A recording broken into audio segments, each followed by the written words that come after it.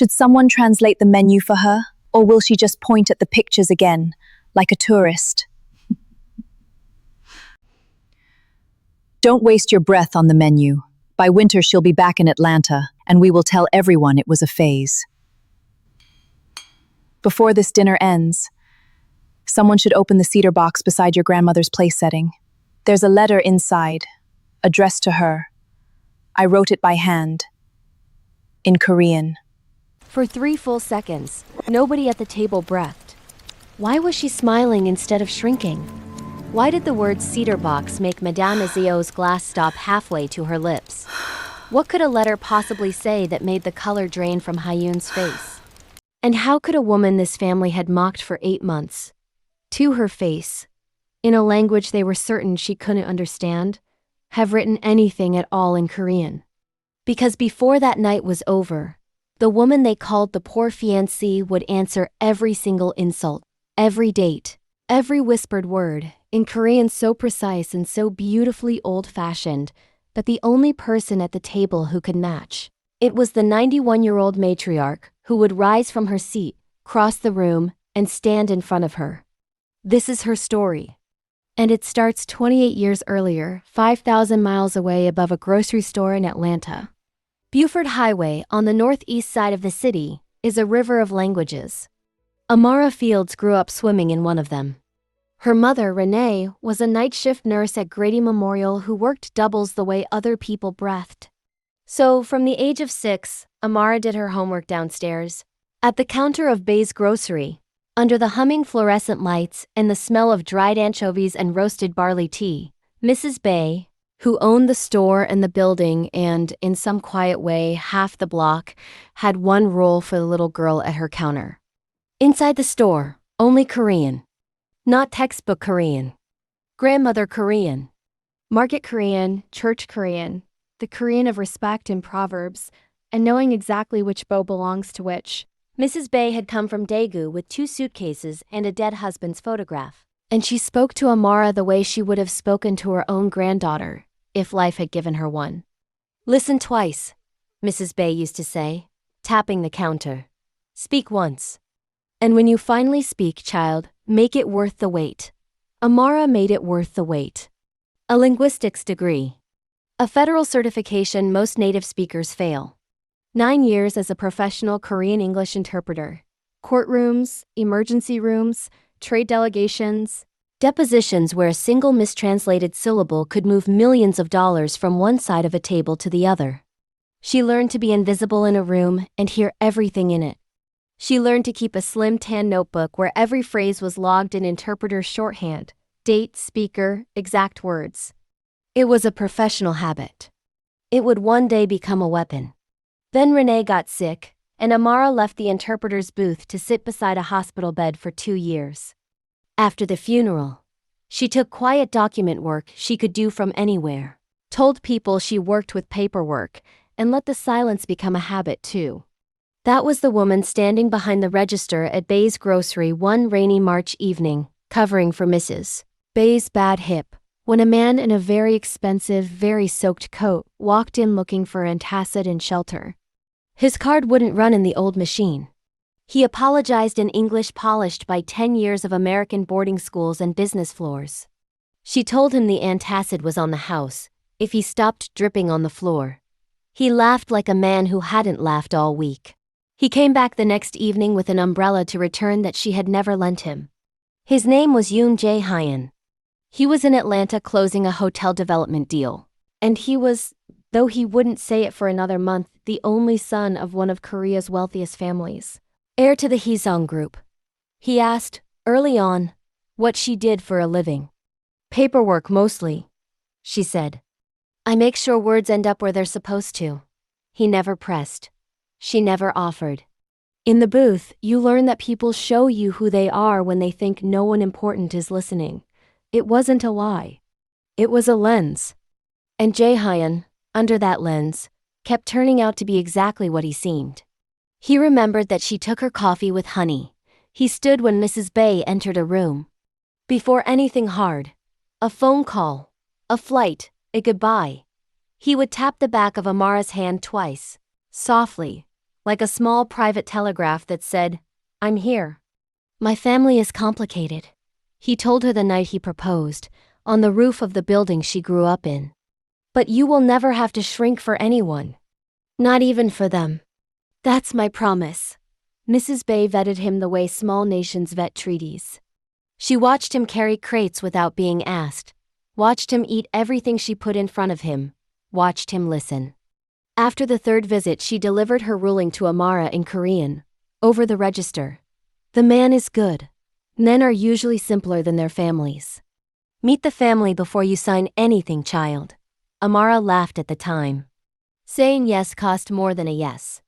It meant renting out the apartment above the store, packing her mother's house into 11 boxes, and letting go of a city that knew her name. It meant landing in Seoul with 2 suitcases and a fiancé. The same arithmetic, she thought on the plane, that Mrs. Bae had once done in reverse. She said yes to the man. The family came with the ring.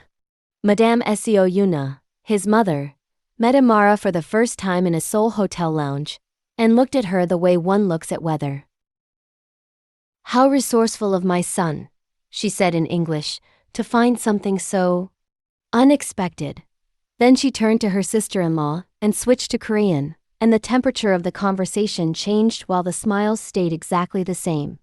That was the moment Amara Fields made a decision she would carry like a stone for 8 months.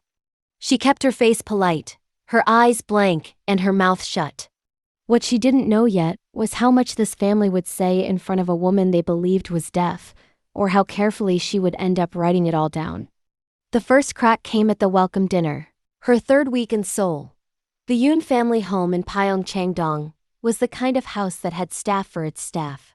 Amara wore the blue dress Jae-hyun loved and practiced her greetings in the car, in deliberately clumsy tourist gray Korean.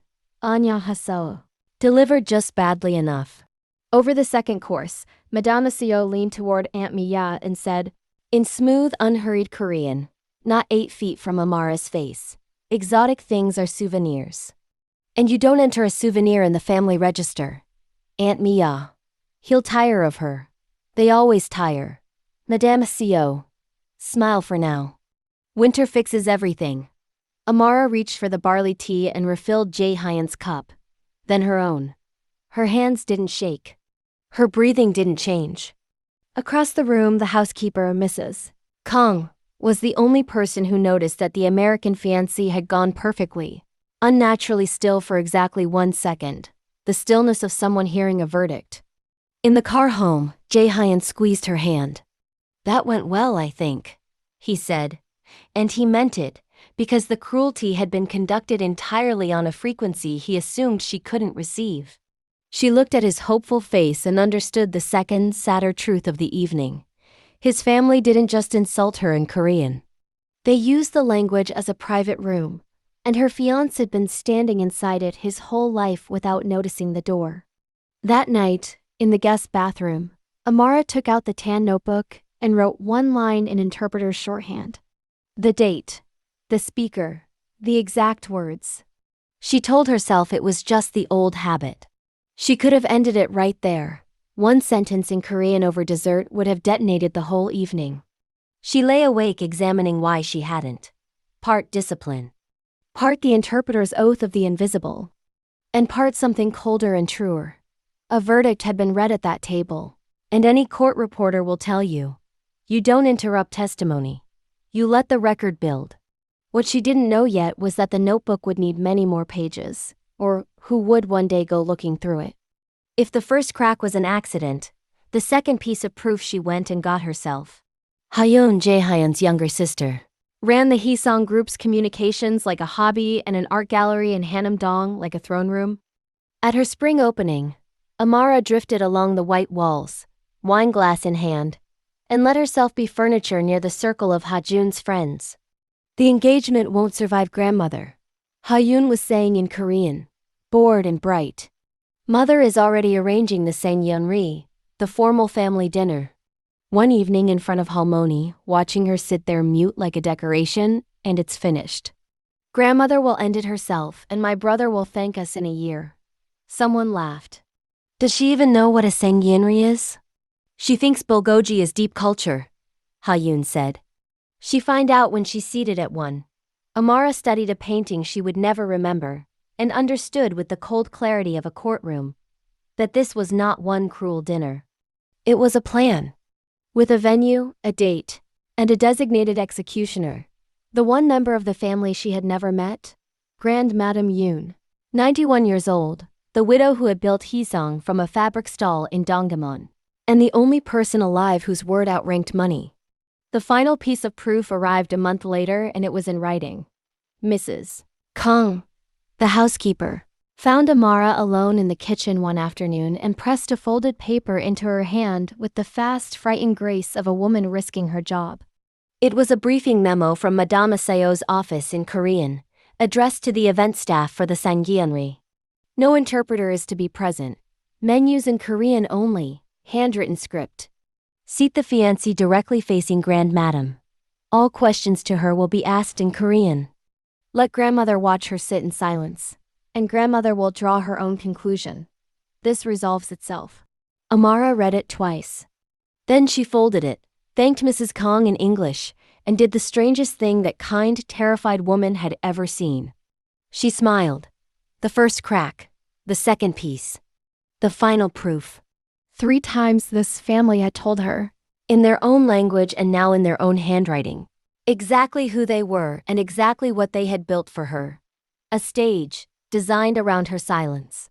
That night she sat by the window while Jae-hyun slept, the notebook open on her knee, and gave herself a deadline. 5 months. The Sangyeonri was set for the last Saturday of October. She wrote the date at the top of a fresh page, and beneath it, one sentence in Korean, in a hand Mrs. Bae would have recognized. I did not survive Beaufort Highway. 9 years of courtrooms, and my mother's funeral to be furniture at my own engagement dinner. They had built the trap around her silence. Fine. She would build her answer inside it. What none of them knew yet, not Madame Seo, not Ha-yoon, not even the man asleep behind her, was that the trap they were setting for the poor fiancée had one flaw the size of a life. The fiancée was fluent. And she had 5 months to decide exactly what fluency was going to cost them. 5 months out, she made the first call. Naomi Carter had shared an interpreter's booth with Amara for 6 years, too. Black women from Atlanta whispering $1,000,000 Korean into headsets while men in suits forgot they existed.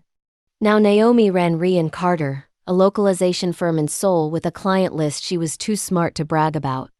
They met in a bakery in Yeonhui-dong, far from any neighborhood a Yoon would enter.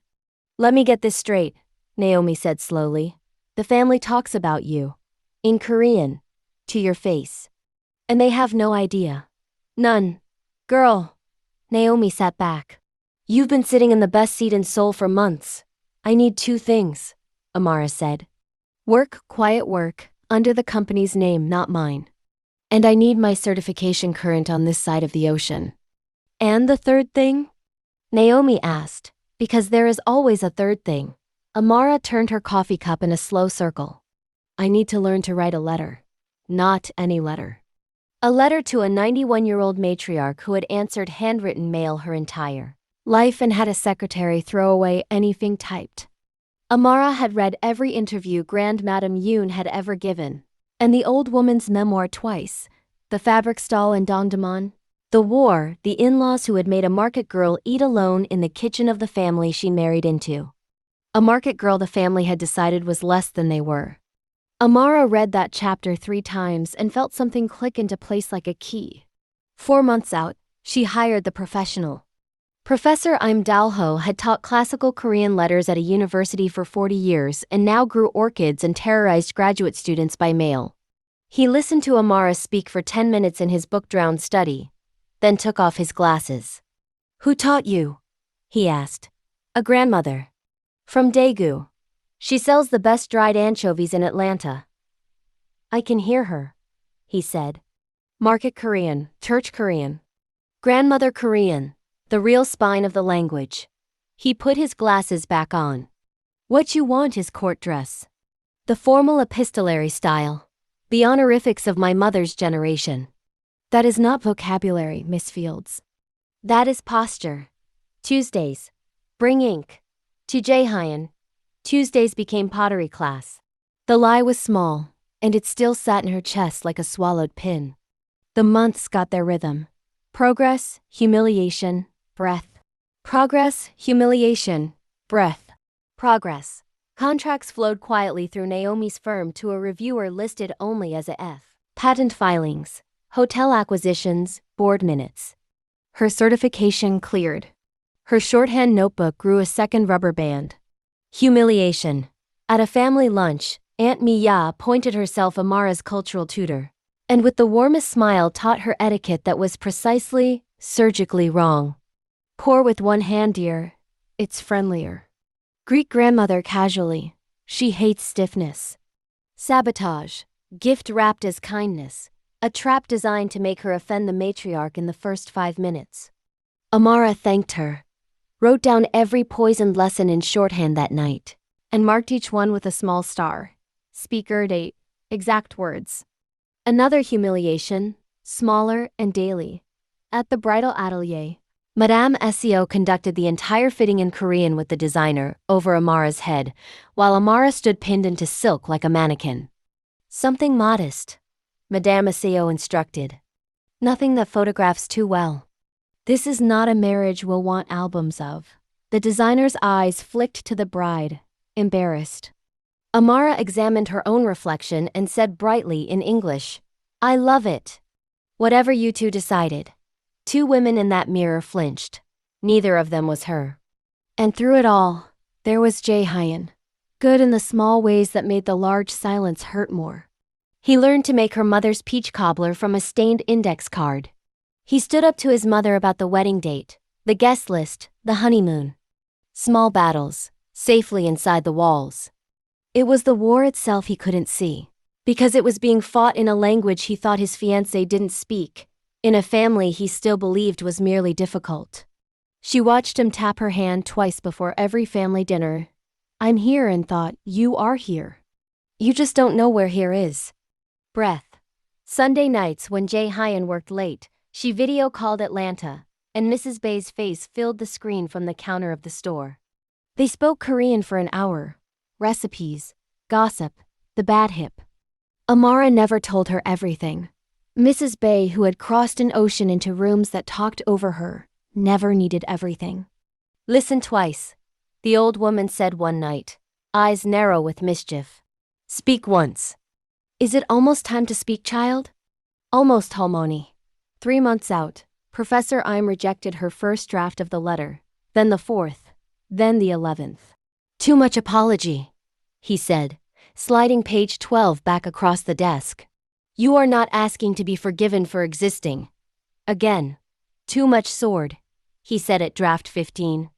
"A letter to a matriarch is not written with ink, Miss Fields. It is written with spine." Spine is quiet. Again. She wrote it again. What she didn't know yet was that while she was perfecting her Korean in a professor's study, someone in the Yoon house had finally started asking the right question about her for entirely the wrong reason. The question was Ha-yoon's, and it was this: why doesn't she flinch? Ha-yoon had spent months watching her brother's fiancé absorb insult after insult with a pleasantness that had begun lately to feel wrong. Mocked women wilt, or bristle, or cry in bathrooms. This one refilled teacups with steady hands and a stillness that made Ha-yoon, though she'd never have used the word, uneasy. At a family lunch in September, while Amara was called to the garden to take photographs, Ha-yoon went through her tote bag, lipstick, phone, and a slim tan notebook, fat with use, wrapped in a rubber band. Ha-yoon opened it and found nothing. Pages and pages of hooks, arrows, boxes, slashes, tiny symbols marching diagonally down the paper like the doodles of a bored child. No sentences, no names. She photographed 6 pages anyway, because instinct is instinct even in cruel people. A friend from her university days looked at the photos over drinks. "It's not doodling," the friend said, frowning. "It almost looks like stenography. Interpreters use something like this." Ha-yoon laughed it off. The souvenir. An interpreter. But that night she forwarded the photos to her mother, and Madame Seo did what wealthy women do with questions. She paid one. The investigator was thorough, and his report was 40 pages. Madame SEO read one. The summary said what she wanted it to say. Amara Fields, Atlanta. Deceased mother, night nurse. No family assets, no family name. Currently, freelance document coordinator. She closed the folder at no family name. Satisfied, and had her secretary file it. On page 4, unread, in the flat font of due diligence, sat a single line. Certified court interpreter, Korean English. State and federal rosters, 9 years. The proof was in their hands, in their own filing cabinet. Contempt kept them from turning the page. Amara found out about the investigation the way secrets travel. The investigator, checking employment records, had called Ree and Carter for a reference. Naomi gave him 4 bland sentences and then called Amara before his taxi cleared the block. They're looking at you, Naomi said. Move everything. For 3 weeks, Amara lived like a spy in her own engagement. Tuesdays with Professor, I'm relocated to a back office at Naomi's firm. The notebook went into the office safe, and she switched fully to shorthand even for grocery lists. She skipped 2 Sunday calls to Atlanta because Jae-hyun was home, and hated herself both Sundays. The worst part wasn't the fear of being caught.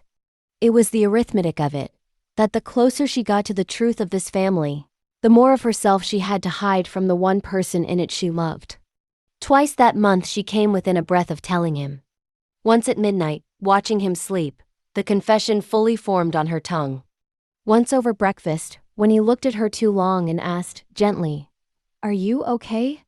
"You've seemed far away." She smiled and blamed wedding nerves, and hated the smoothness of her own delivery. 9 years of professional neutrality, weaponized against the man she loved. But if she told him now, he would confront his mother now. And Madame SCO, cornered 5 weeks early, would simply move the trap. No, the record had to be complete, the letter had to be ready, and the room had to be the one they had chosen themselves. The investigation died quietly, starved by its own first page. Hyun moved on to the wedding dress question. Madame ECO returned to her seating charts. But Amara, lying awake at 2 in the morning, couldn't stop running the tape backward, looking for the slip.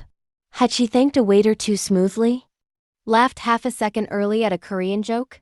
She didn't know whether the mistake had already been made, or in whose memory it was quietly filed, waiting. 2 months out, the family gathered for Grand Madame Yoon's 92nd birthday tea, and the afternoon broke in half. The matriarch, mid-sentence, set down her cup, pressed her fingers to her temple, and swayed. Not a collapse, a dimming.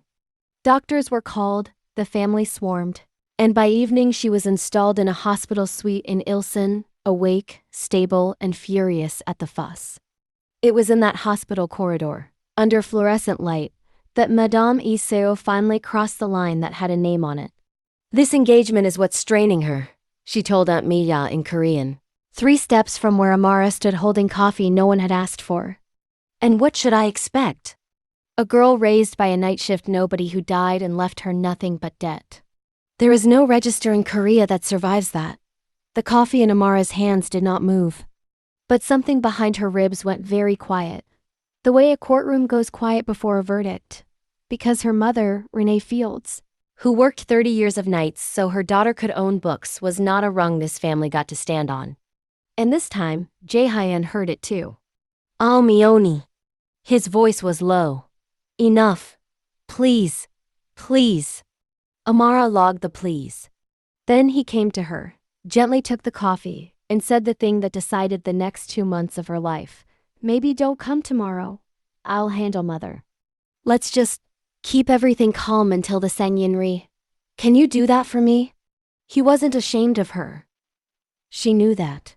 He was managing her, smoothing her into the schedule like a difficult line item.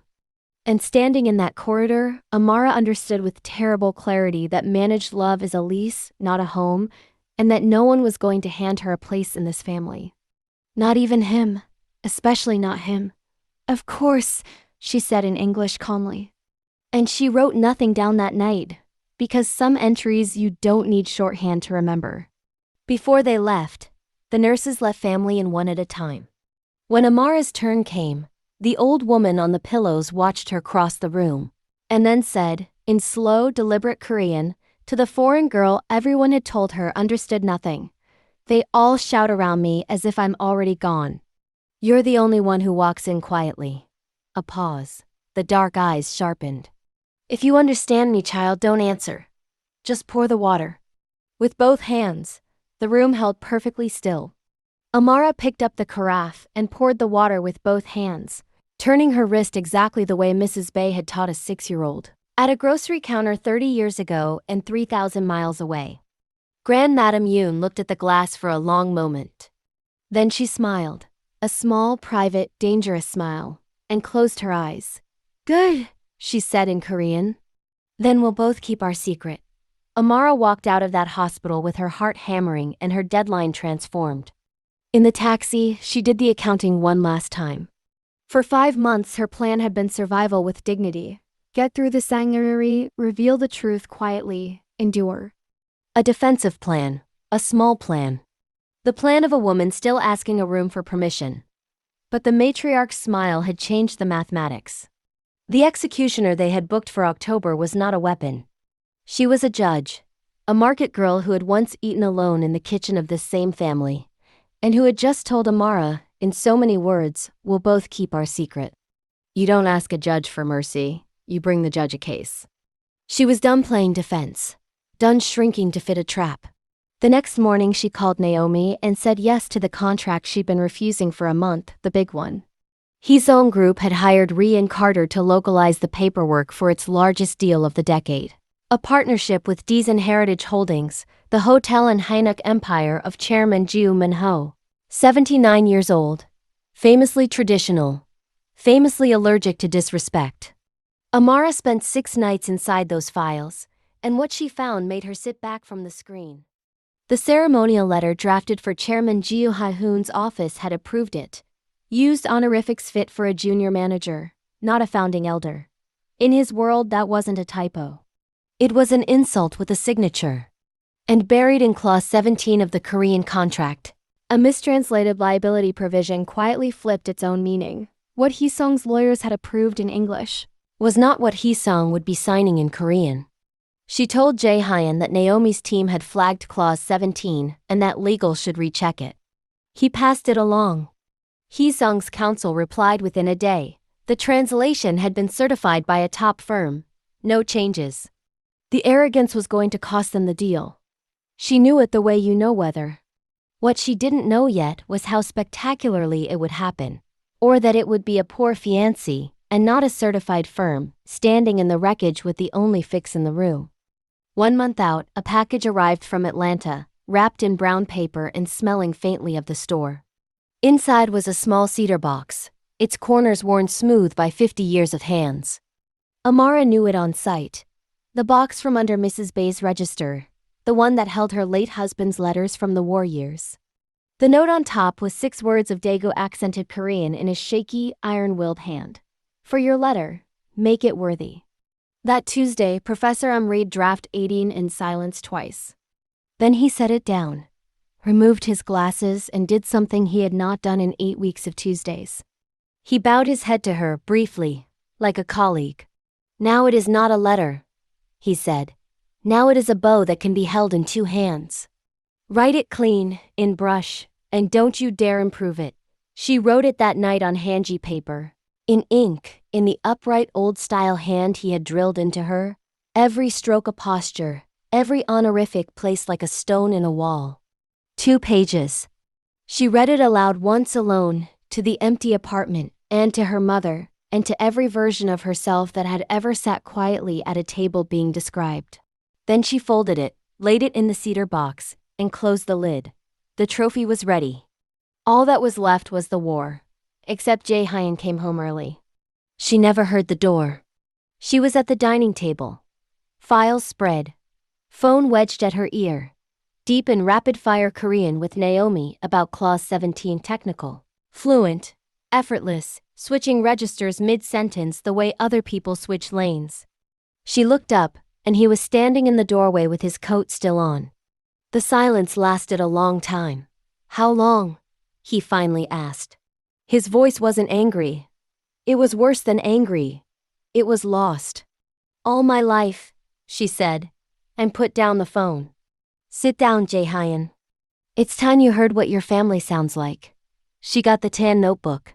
And in the lamplight, she read him 3 entries, first in Korean, exactly as spoken, then in English, exactly as meant. The welcome dinner. A souvenir doesn't enter the family register. The gallery. Grandmother will end it herself, and your brother will thank us. The hospital corridor. A night shift nobody who left her nothing but debt, dates, speakers, exact words. 9 years of professional discipline, aimed for the first time in her life at her own kitchen table. Jae-hyun sat with his head in his hands for a long time. When he looked up, his eyes were wet. 8 months, he said. You understood everything, every dinner, and you carried it alone. Why didn't you tell me? Because the first thing your mother ever said about me, Amara said quietly.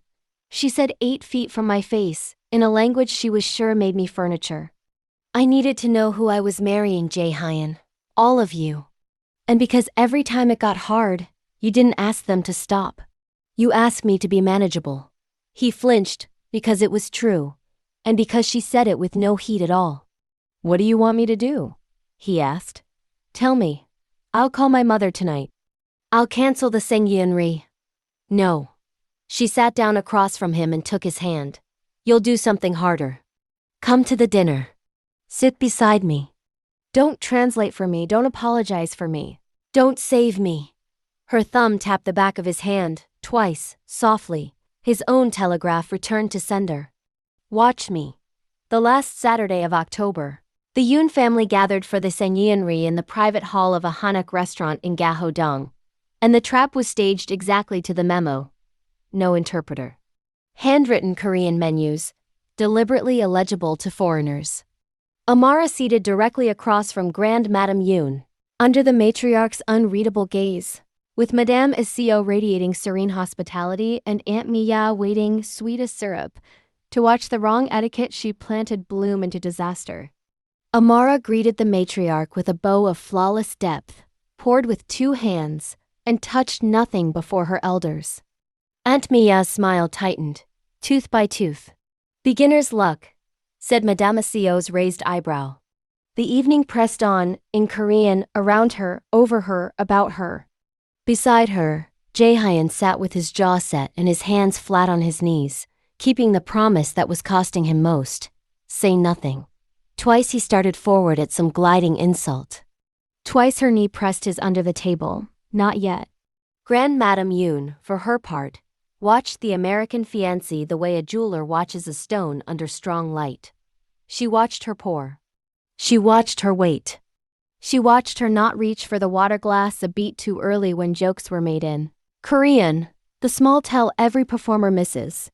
If anyone at that table had been paying attention to the matriarch instead of the show, they would have seen a very old woman slowly beginning to enjoy herself. No one was paying attention to the matriarch. Then Grand Madame Yoon set down her spoon and asked the fiancée a question, in Korean, direct and old-fashioned. Child, what are you prepared to lose for my grandson? And Yoon, smiling, translated. Grandmother asks how much your dress cost. There it was. The whole 8 months, distilled into one falsified sentence. The family's entire method, performed in miniature. Take her words away. Hand her back smaller ones. And let the elders judge the substitution. Amara looked at Yoon for one long, calm moment. Under the table, she tapped Jae-hyun's hand twice. Then came the moment you have already seen. Yoon leaned across the table. Should someone translate the menu for her? Or will she just point at the pictures again, like a tourist? Aunt Mia laughed into her napkin. Madame Seo lifted her glass. Don't waste your breath on the menu. By winter she'd be back in Atlanta, and we will tell everyone it was a phase. 12 people sat at that table. 11 of them smiled. Amara set her chopsticks on their porcelain rest, folded her hands and smiled too. Before this dinner ends, she said in English, someone should open the cedar box beside your grandmother's place setting. There's a letter inside, addressed to her. I wrote it by hand. In Korean. Into the frozen silence, she turned to Grand Madame Yoon, straightened her back, and began to speak in Korean. Not tourist Korean, not textbook Korean. The formal, upright, beautiful Korean of the matriarch's own generation, every honorific seated perfectly in its place. Grand Madam, forgive me, but that is not what you asked. You asked what I am prepared to lose for your grandson. With your permission, I would like to answer you properly. Somewhere down the table, a spoon rang against a bowl and stopped. I have already lost my mother, who worked 30 years of nights and taught me that dignity is not issued by families, it is carried into them. I am prepared to lose comfort and welcome and 8 more months of dinners like this one. The only thing I am not prepared to lose is the woman she raised. I did not bring that woman here in a costume, and I will not bury her to be entered into anyone's register. Then, gently, she turned. Madam Seo, on March the 2nd, at the welcome dinner you said, exotic things are souvenirs, and you don't enter a souvenir in the family register. On June the 9th, in a hospital corridor, you called my late mother a night shift nobody who left me nothing but debt. A pause, silk over steel. Did I translate you correctly? Madame Seo's glass had stopped halfway to her lips and simply stayed there. Aunt Mia, thank you for my etiquette lessons. Pour with one hand. Greet grandmother casually. I wrote each one down with its date, next to the correct form, which I learned at 6 years old from a grandmother from Daegu at a shop counter in Atlanta. She inclined her head. And, Hyun. Every sentence you twisted tonight, I heard twice. Once from your mouth. Once from your intent. She reached over and rested her hand on Jae-hyun's, and it was he who was trembling. He looked at his family and said, in Korean, 5 words that closed the question of whose side he was on. I knew. And I chose her. Grand Madam Yoon had not moved in 4 minutes. Now slowly she rose from her cushion, waving off 2 hands that leapt to help. She crossed the room, past her daughter-in-law's frozen glass, and stood in front of Amara, studying her face the way one reads a contract. Who taught you? She asked. A grandmother, Grand Madam, from Daegu. She sells the best dried anchovies in Atlanta. The old woman looked down at the cedar box beside her place setting. She lifted it and held it with both hands. Then tonight, she said, I will read my letter alone, as letters deserve. No one in this family ends anything. That right is mine. She looked around the table once, and 11 people found somewhere else to look. And someone bring the child a menu she can order from. She has earned dinner. Amara made it to the courtyard before her composure broke. Alone under the bare persimmon tree, in the cold October air, the 8 months finally arrived. Every swallowed sentence, every steady-handed refill, every night of shorthand, and she shook, and let the tears come at last, not from hurt but from the ferocious, exhausted relief of a voice finally spent. She called Atlanta. When Mrs Bae answered, Amara spoke only Korean, and cried and laughed and cried. I spoke Homoni. I made it worth the wait. Down the line, an old woman in an empty grocery store closed her eyes. I heard you from here, child. When Amara turned, Jae-hyun was standing in the doorway with her coat. He wrapped it around her shoulders and held on. You never have to be quiet again, he said. Not in any language. At 7 the next morning, Grand Madam Yoon summoned the family to breakfast. The cedar box sat open on the table like a verdict. She read one passage aloud, in the old woman's iron voice, while Madame Seo stared at her untouched rice. 50 years ago, Grand Madam, a room full of Yoons decided that a fabric stall girl from Dongdaemun was less than they were. I am standing in that room now. I do not ask to be liked. I ask to be measured. By my conduct, over one honest season, as you once asked to be measured. A room can be wrong. You are the proof. The matriarch folded the letter with 2 hands. The girl stays, she said. The mocking ends this morning. In 50 years, she is the first person to walk into this family and remind me of the only Yoon who ever built anything. She let that sit. That Yoon was me. 12 days later came the signing that nearly didn't happen. Chairman Jung Min-ho of Deesan Heritage arrived at Heesong Tower stone-faced. His aide carrying the ceremonial letter Hafiz had sent, the one that addressed a 79-year-old founder in honorifics fit for a junior manager. And that morning, Daesun's lawyers had finally read Clause 17 in both languages and found that the Korean did not say what the English said. "Your family sends me a letter that talks down to me," the chairman said in Korean, rising, "and a contract that says two different things in two languages. Which one is the insult, and which one is the trick?" Executives flailed in English. The certified translation firm was called and did not answer. Hyun, summoned to explain her own letter, stood mute in the language she had spent a lifetime using as a blade. Madame Ao, present in her capacity as senior family, went the color of paper. 2 years of negotiation, the deal of the decade, was walking to the elevator killed not by markets or money, but by the one thing this family had always believed it owned outright: the Korean language and the respect it carries. Then a woman's voice from the side of the room said, in flawless, formal, old-generation Korean, "Chairman, before you leave, please allow this house to apologize to you properly." Grand Madam Yoon had insisted on attending, as honorary chair. And she had brought a guest. Amara walked the length of the boardroom, bowed to the exact degree owed a founding elder, and apologized on behalf of the house in honorifics his own mother would have used.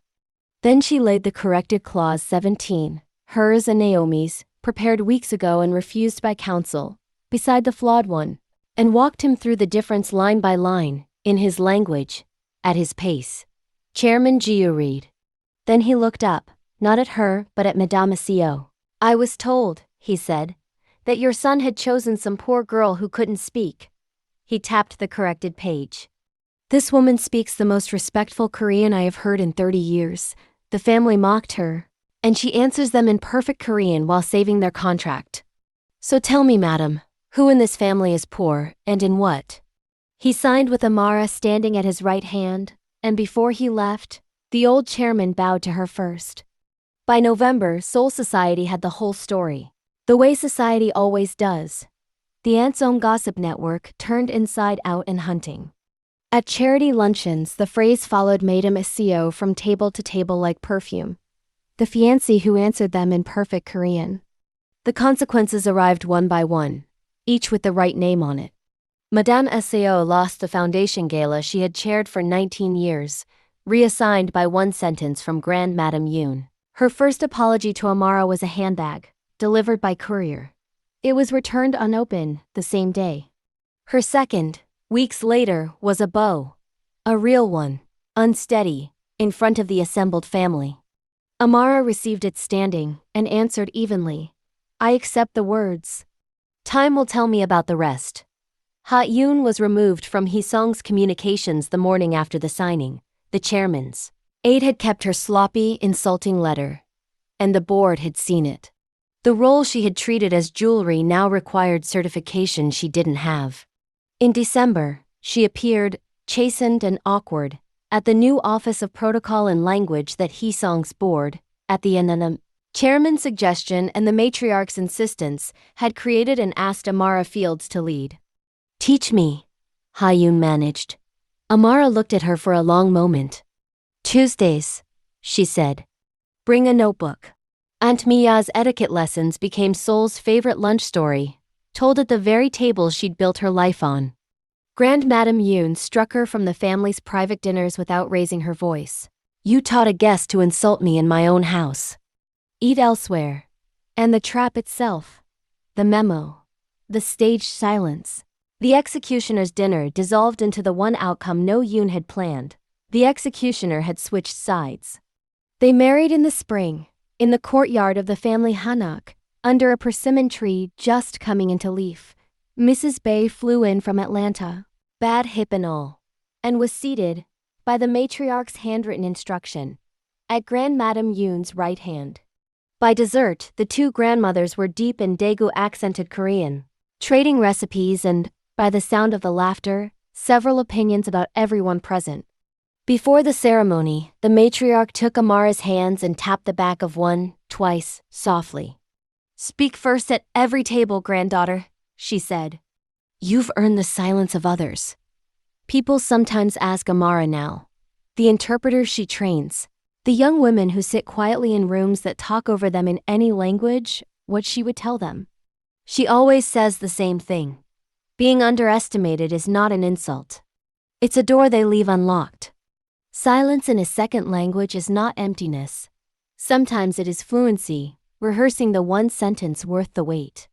If Amara's story reminded you of your own quiet strength, of a room that talked over you and lived to regret it, then this is where that story gets to matter.